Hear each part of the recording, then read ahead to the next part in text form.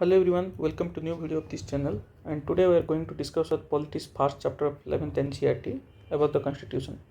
So this is the chapter where we can come to know about the basics of Constitution, like how Constitution works, what is Constitution, and how it serves people of a country. Okay, so we're not making any late, so let's get dive into this video. So in this first it is saying introduction to the Constitution. Okay, if in a simple term, if I want to say you, for example, if you you are going to some college for the first time or any other places, that time someone will be there who are going to ask you okay, what is your name, or introduce yourself. That means you have to introduce yourself by your name or where are you from or like that. So what is the meaning of this introduction to the Constitution? As you can see here, this is basically a short note I made from the chapters of NCERT book. So here what it is saying, in Constitution is some kind of set of rules and regulations which helps you to govern how it governs the allocation of power and the process by which the Constitution of India was made. Okay. So next thing we have to know, why do we need a constitution? Okay, I want to make it simplify for you. So for example, if you are staying in your family and there are 5 members, okay, for example, if I'm saying, and slowly you are getting older and older, and you are getting more and more power to take decision in your home, and that time what happen, if you don't have to be think, okay, so I don't have to be think about my family, I have to be use my money like unnecessarily anywhere, I don't care about my families, so that time your family members are going to be in trouble. So, and as you know, like in every family there are before you, your father is there, so he is trying to make your family works, he has to be like fix everything. So similarly you have to be keep you in mind, and you have to be, there are some rules and regulation you have to follow to stay in that family. Okay, so constitution, what basically it is doing, constitution is kind of set of rules and regulation which helps the people to stay accordingly in the country, and you don't have to be break that rule, and if you will break that rule you are getting punishment and some kind of things. Okay, the basic first point provides coordination and assurance. Okay, then what it is saying, the primary function of a constitution is to offer a set of basic rules that enable minimal coordination among members of a society. Okay, so society, what do you mean by society? Okay, let me just write this one. So society is basically nothing. If for example you came to know in some kind of videos, there are one flat is there, there are 100 homes are there, and you have to be buy one, or there are one big building is there, and in that building 99 or 100 families or 200 families are living. Okay, so there, that those places are known as society. Society is like combination of more and more people where all are staying get together. Okay, so what constitution is doing, the constitution help us to stay coordinately within the society. Like for example, if I will be tell about the religion in India, many people are staying in a spiritually way, like some people may be Hindu, some people may be Muslim, some people may be Christian. Okay, some people may be Christian, and okay, for example, if you are a Hindu and someone is a Muslim and someone Christian, and you three people from different religion wants to study something, and for example this Hindu people say no, we don't want to be allow him to study here, and this Christian will be say no, we don't want Hindu people to come and stay here. So that will make conflict, and it's not a good thing for a country to develop. So what constitution say, constitution always set some rules and regulations which enable the minimal coordination among member of a society. So it helps us to stay like get together without any like this kind of stuff, like this kind of problematic situation. Okay, in a society, diverse group of people are likely to have dispute over various aspects of life.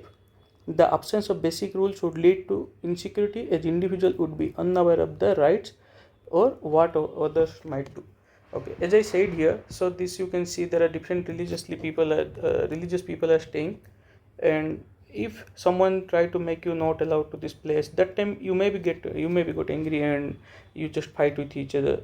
So to avoid this kind of situations, constitution, what our constitution did, like it made some rules or protocols which helps individuals and everyone to stay that person does not have to be feel insecure. Okay, then another point it is saying these rules must be publicly known and legally enforceable. That means it's a simple term. Like for example, if you are living in a society or in an apartment, so there are 100 plus families are living, and for example, there is one manager and he made some rule by their own, and they didn't disclose to any of the public who are staying on there. Okay, and suddenly they will come to you and they will say you need to pay this fine of 10,000 rupees because you violate this rule. Like, but you never heard about this rule because that manager didn't disclose this rule publicly. So what it is saying, the constitution, these rules must be publicly known and legally enforceable. That means it should be in public, public, like some places, so that everyone can be see this one and they can know how to about those like things, and if in case of you made some mistake, how you can go to legally in the court or somewhere else. Okay, so the assurance of legal enforcement gives citizen a reason to follow the rules, knowing that violators will be punished. As I mentioned earlier, if you have not aware of that rule, if you made mistake, even though it's because you don't know the punishments, so basically it's like nothing to be do because you didn't know anything about that rule, and you if you had good, if you found something did like unethical in that way, so you cannot prove yourself that so it's not publicly. Okay, so another point now we're going to discuss specific decision making power. Okay, specifies decision making power. So basically what decision making power is, like now in your family, for example, total of family, your family having 4 members. Okay, and mostly when you are unless until your father is healthy and he is like doing work and something else, your father is always having the power or authority to make decision behalf of your family. So similarly in a country like where we all are staying in a single country, or you can you can call it as a state. So state in the sense, I'm not talking about some states like UP, Bihar, or Delhi, or like Rajasthan. I'm going to say about this as a country like India.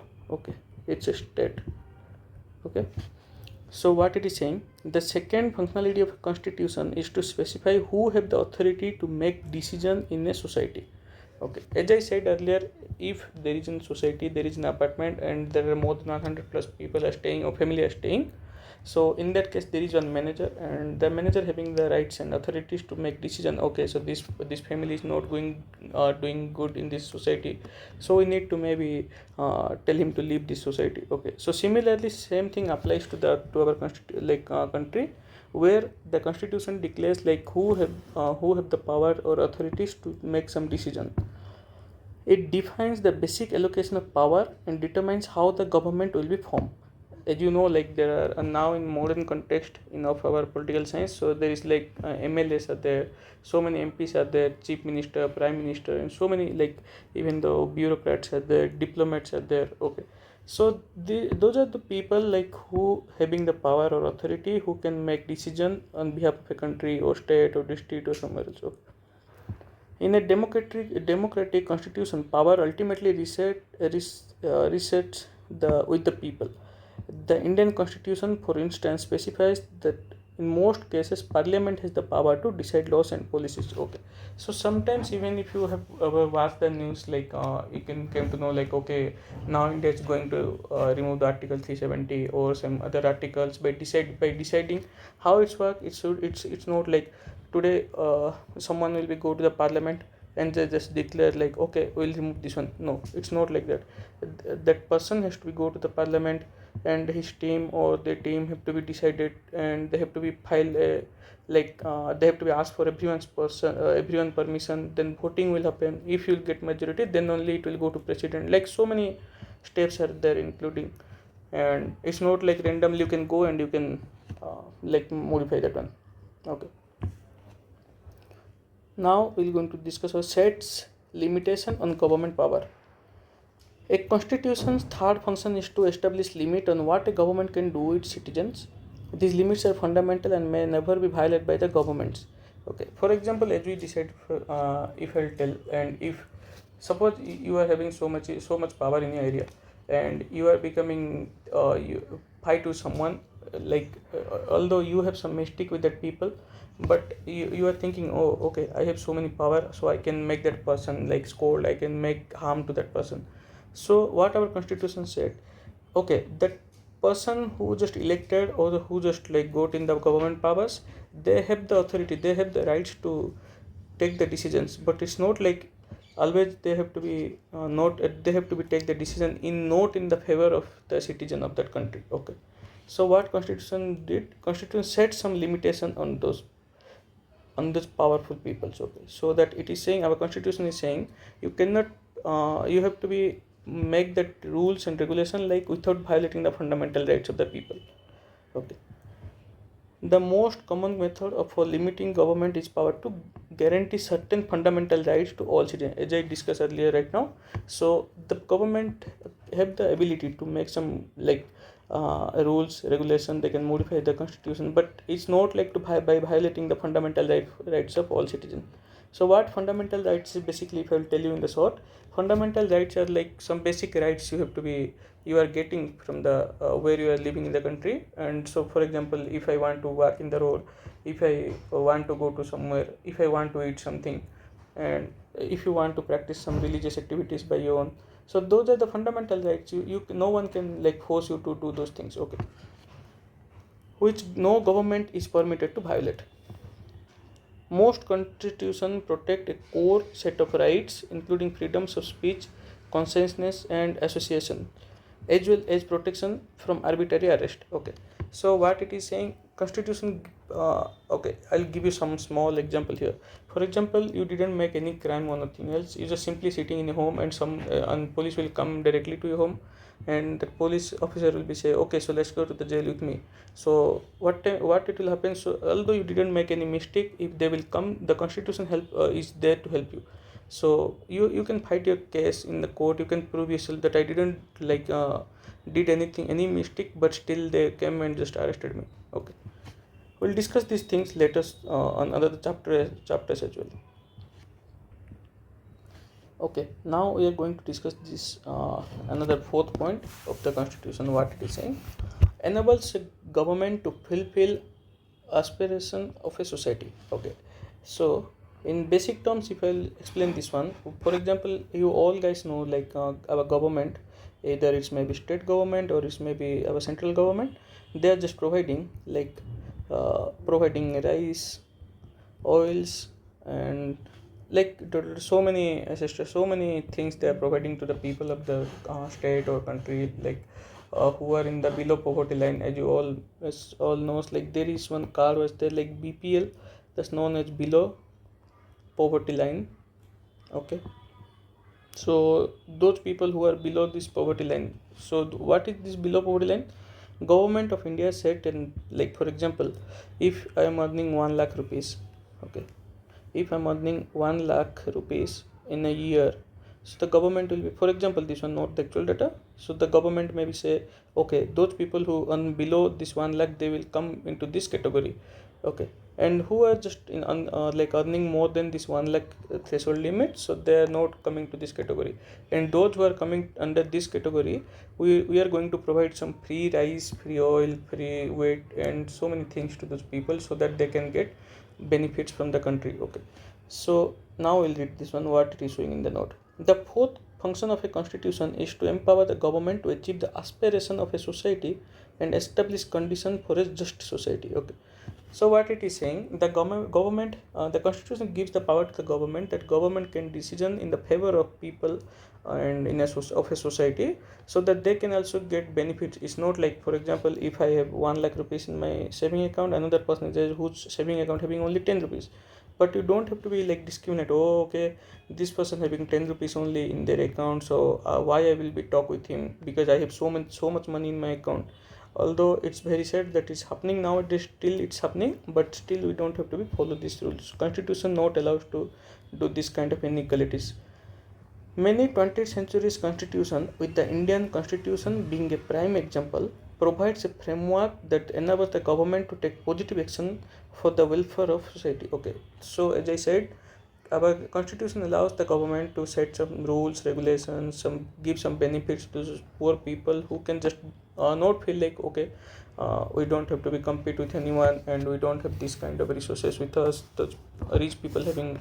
Okay, for societies with deep-rooted inequalities, the constitution must empower the government to take positive steps to address these issues. As I said this thing earlier, the Indian constitution enables the government to implement welfare measures to ensure a life of dignity and respect for every individual.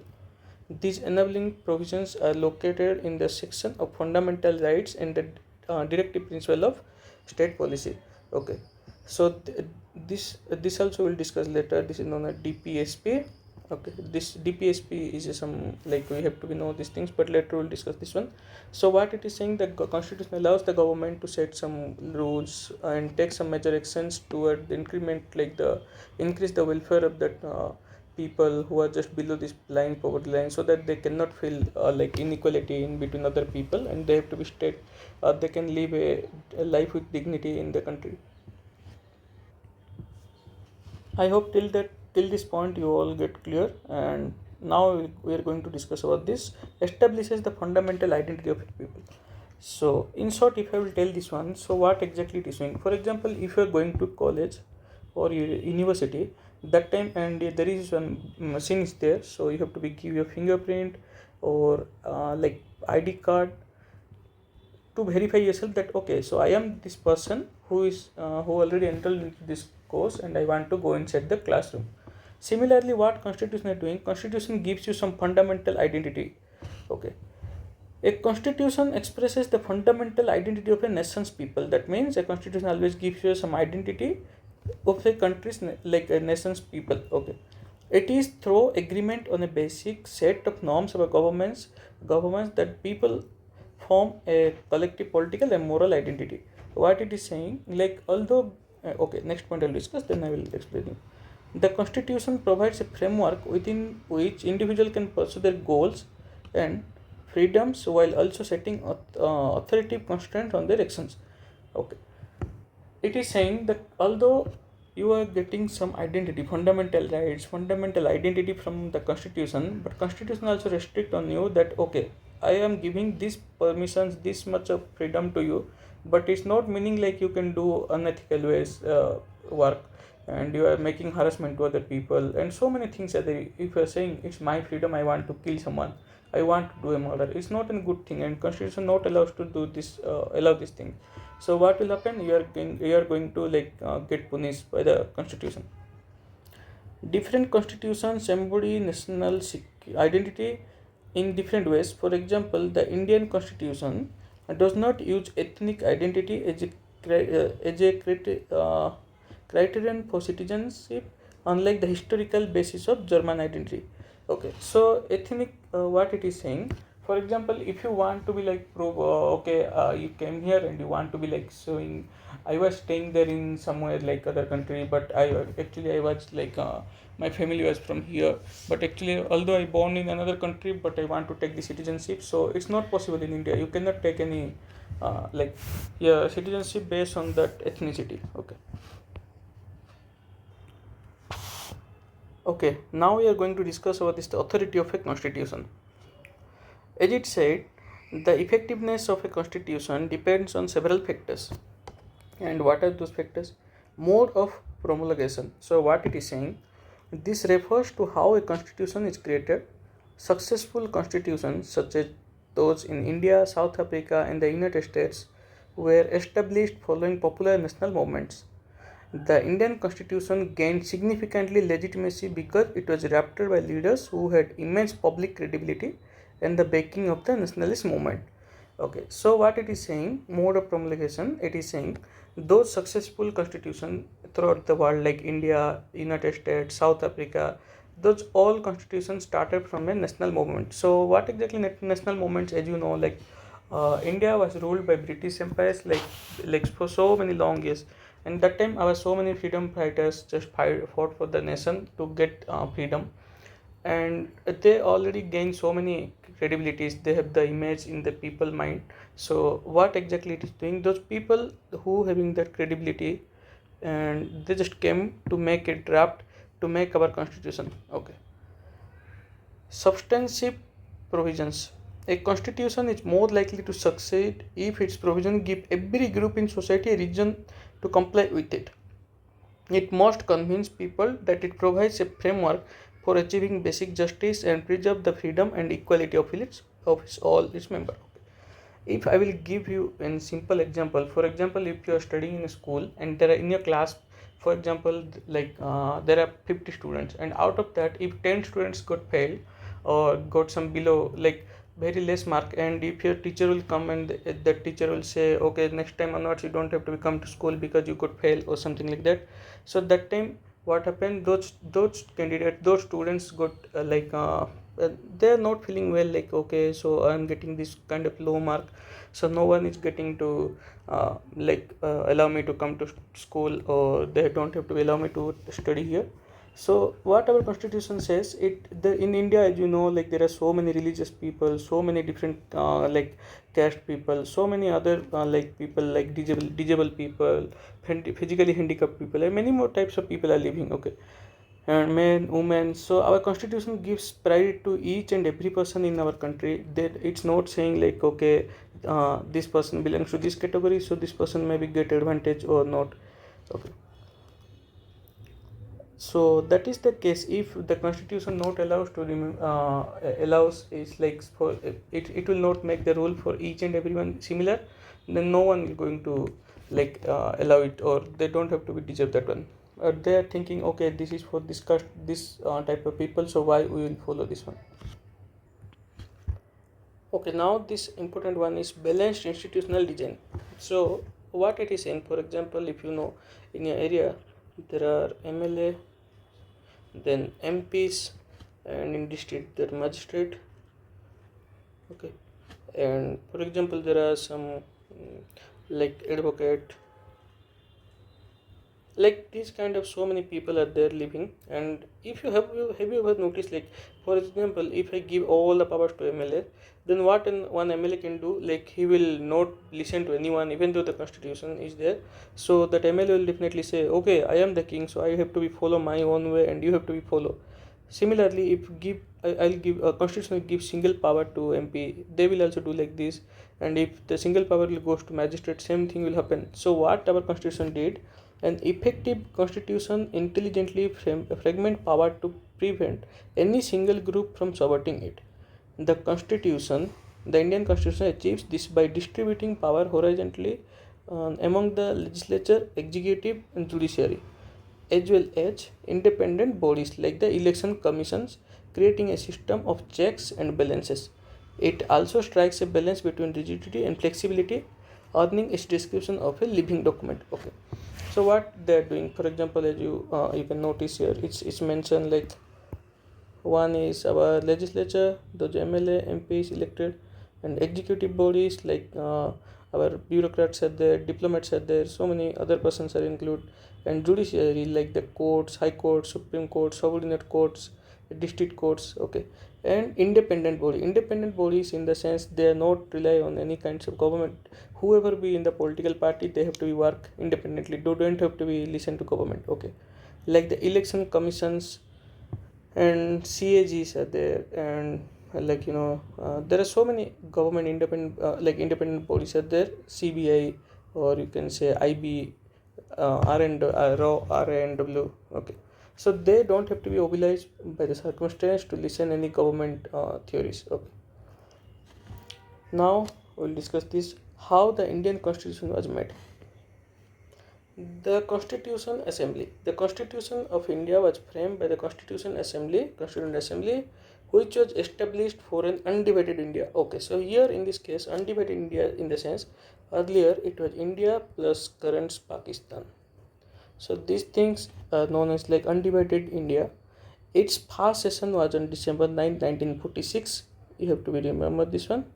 And it's 9th of December 1946, and it reassembled as the Assembly for a divided India on August of 14, 1907, when our country got independent from the British and the separation of our country happened. So on 14th of August and 1947, that and it reassembled that Constituent Assembly was there. It got reassembled again for a divided India. Okay. Members were chosen by the indirect election by the member of provisional legislative assemblies created under the Government of India Act 1935. So, if someone will get confused, like, okay, that time also there are MLAs, MPs. Okay, so this MLA, MPs, like this kind of concept was there, but it's only on now today's modern context. Okay, it's on modern context. So earlier what happened, they are just totally rely on the British Council, how they are just forming. The composition was based on the plan proposed by the British Cabinet Mission. Seats were allocated to proportion to population, roughly at a ratio of 1 to 1 lakh. Okay, as you can see. So how they just make, they are saying, for example, one person have to be represent 1 lakh people. Okay. So similarly, if the 10 lakhs people, then only 10% represent all the 10 lakh people. So like this, the British cabinet mission just did. Okay. Seats in each province is distributed among the three main communities: Muslims, Sikhs, and General. So Muslims, Sikhs, and General, like they include all the Hindu. They are not distributed based on the caste. They just count every other one. Okay. Following the partition, the number of members in the assembly was reduced to 299. The constitution was adopted on 1949, and it came into force on January 26, 1950. Okay. So as you know, we are just observing and following our celebration in August 15. Every year we are just celebrating our Independence Day, and in January 26 we are following our Republic Day. So why we are following our Republic Day celebration? And because, as we know, that it came into force, and it came in the sense the constitution came into force on January 26, 1950. Okay. So the constitution was adopted on November 26, 1949, but still it took you can count it now, December, January. Okay, it took almost 2 months to get into life. Although not elected by universal suffrage, efforts were made to make the assembly representative, with members from all religions and 28 members from the scheduled caste. Scheduled caste, as you know, SC. So still that time also people are thinking scheduled caste people are just backward, so they just include the 28 members. Okay. So next, now we are going to discuss this procedure and deliberation. The authority of the assembly stemmed from its deliberative and procedures, and its member focus on the national interest rather than narrow community interest. So what they did, every time the constitution, who made those constitutions, who are the people, those who are participate in building the constitution, they, instead of the thinking for their community, their narrow mindsets, they come for interest of all the public interest, all for the national security, national interest. Okay. The member places a strong emphasis on discussion and reason arguments. So what happened is not there are so many people, 200 to more than 200 people were there. So that time they all discuss. Okay, the discussion was going on, and they just discuss, okay, this thing may be correct or this thing may be wrong. So after discussing everything, they just conclude and just made it in the final step. Virtually every provision was extensively debated, with the notable exception of the introduction of universal suffrage, which was passed with almost no debate. Okay. The Assembly's work was structured through 8 major committees chaired by prominent leaders such as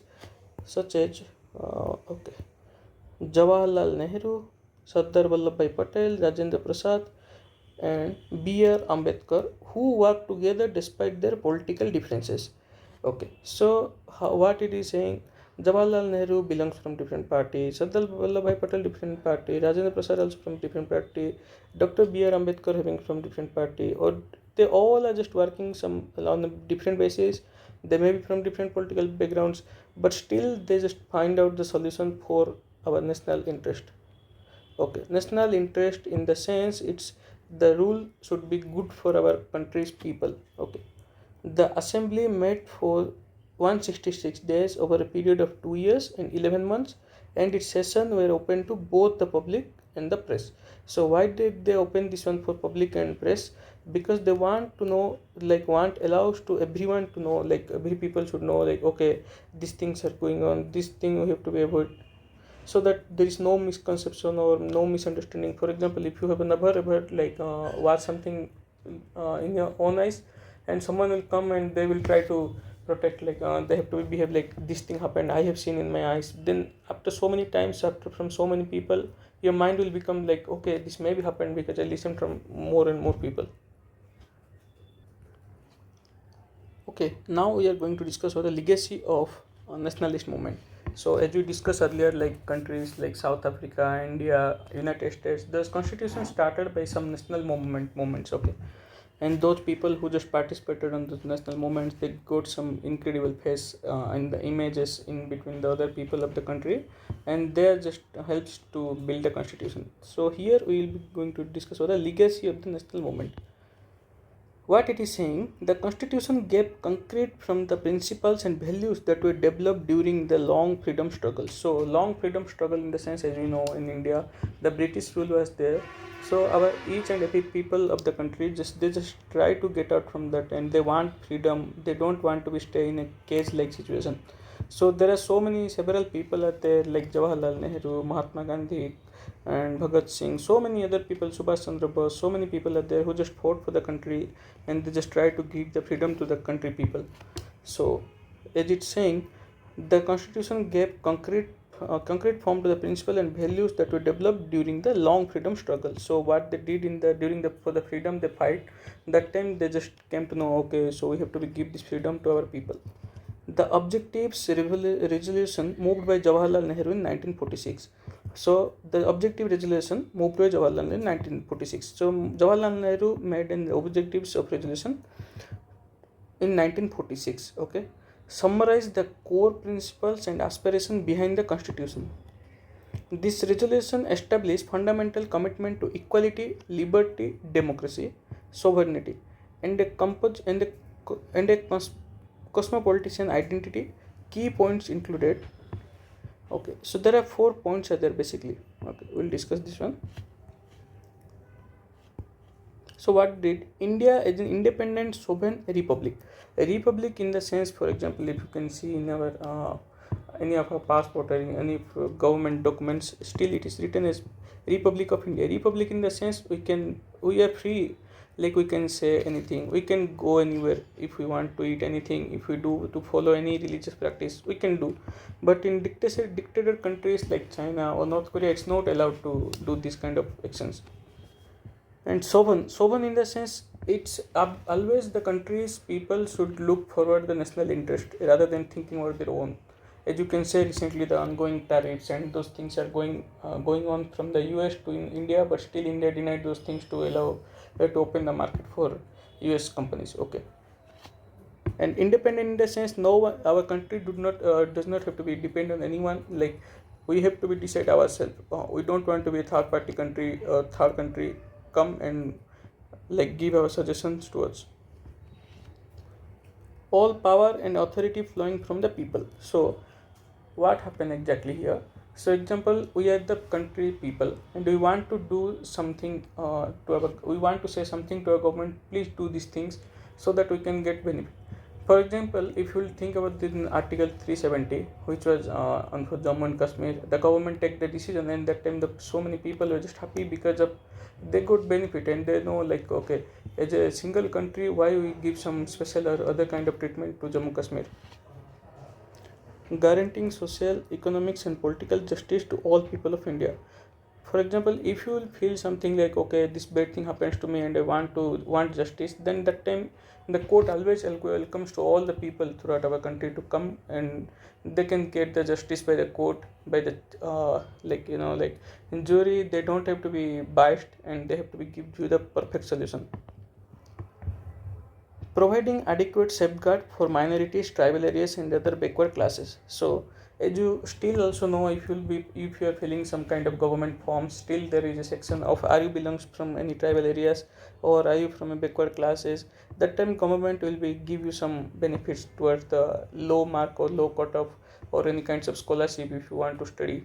Okay, so these are the constitutions give you the functionalities which is very good for the people, even though, so that the constitution gives access to for the tribal people, backward classes, so that no one feels like, okay, we are unequal here. Okay, now this one, institutional arrangement and borrowed provisions. So what it is saying, institutional arrangement and borrowed, that means we have borrowed to make our constitution. We borrowed so many things from other countries as well, which make our people in our people favor, and they make the welfare in society. Okay, so the makers of the constitution adopted a parliamentary form of a government and a federal system to ensure a balanced arrangement of constitution. So what our constitution is saying, like we have our federal system as well and parliamentary form of government, so that nowadays people are giving the votes to MLA, MPs, so that those MLA and MPs will go to the parliamentary, and those MLAs will be helped to build or improves in the favor of people of any states like our Chhattisgarh or any kinds of Karnataka, Maharashtra, so many states, and in our the MPs will go to the central government level parliamentary. Okay, so what they have to do, they have to be decided, they have to be make rules and regulations. They did not hesitate to borrow and adopt provisions from the constitution of other countries to suit India's unique problem and aspiration. For example, our those people who are just involved in involved like Jawaharlal Nehru, B.R. Ambedkar, Rajendra Prasad, and Dr. Sardar Vallabhbhai Patel. So those people are just included to make write our constitution. They're known as framers of our constitution, and what they did, they just borrowed some of that like those kind of stuffs or those kind of details or those kind of rules and regulations from any other countries of constitution, which help us to implement in our own constitution. Okay, provisions were adopted from various constitutions. British constitution first passed the post-electoral system, parliamentary form of government, the idea of the rule of law, and the institution of the speaker.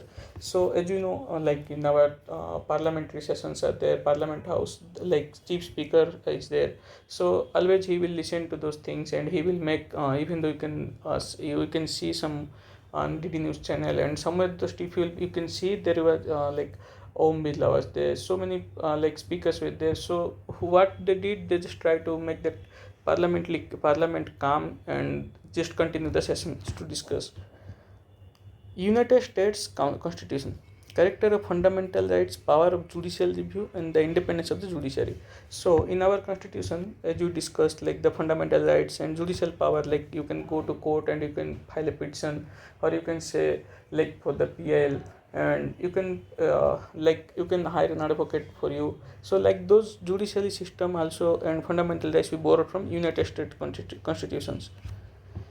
And from Irish constitution, the directive principle of state policy. Okay, it is our constitution part 4, and in 31 to 65 article. Okay, we'll discuss more depth in later videos, like we'll going to discuss about the M. Lakshman book and those things. There we can discuss its deeply. So this DPSP, the directive principle of state policy, is borrowed from the Irish constitution that I learned. Then French constitution, principle of liberty, equality, and fraternity. So fraternity in the sense it is saying you can, for example, there is a group of people, how a group of people can live together. They just live without any kind of fighting, any kinds of like irrational or illogical fighting based on their religion and based on the other things. Okay, then Canadian constitution, a quasi-federal form of government with a strong central government and the concept of a residual power. Okay, so what it doing, as we know, in our center also. Okay, for example, this is our central government. Below that, our state governments, and below that, our in districts. Then below that, NSC or blocks, tahsils. Okay, and below that, like gram panchayats are there. So like this is the residual powers. That means central having the highest authorities, then the state government, then the districts, then NSC or block tahsil, inside that the gram panchayat. So this is having the highest power, and this is the lowest power. Okay, now we're going to discuss about the conclusion what we read. It is saying the Indian Constitution is a testament to the foresight of its makers, who created a document enshrining the nation's fundamental values and aspirations. It has not only endured but has also become a living reality and a model for other nations such as South Africa. The goal was to create a balanced framework of institutions that could accommodate the hopes of the Indian people for generations to come. As we know, like for example, if you think from 1950, and this year is 2025. Okay, sorry, I just written extra 0. So it is 2025. So it's like 50 plus 25. That means it's 75 years old. Our constitution still it's going on and going on. Although it just modifies so many things to make our people, as per our national interest, to make our people welfare in the favor of people of our country. Still it's going on, and as it said, that should accommodate the hopes of the Indian people for generation to come. Although it's 2025, even though if you think about 2050, it will be 100 years, and still you can see our constitution going, even though we have so many modifications. Okay, so thank you everyone. This is the first chapter of the NCERT politics, and what is constitution and how the constitution works, and the introduction to the constitution. So thank you everyone. If you like this video, then like and share and subscribe to the channel. Thank you.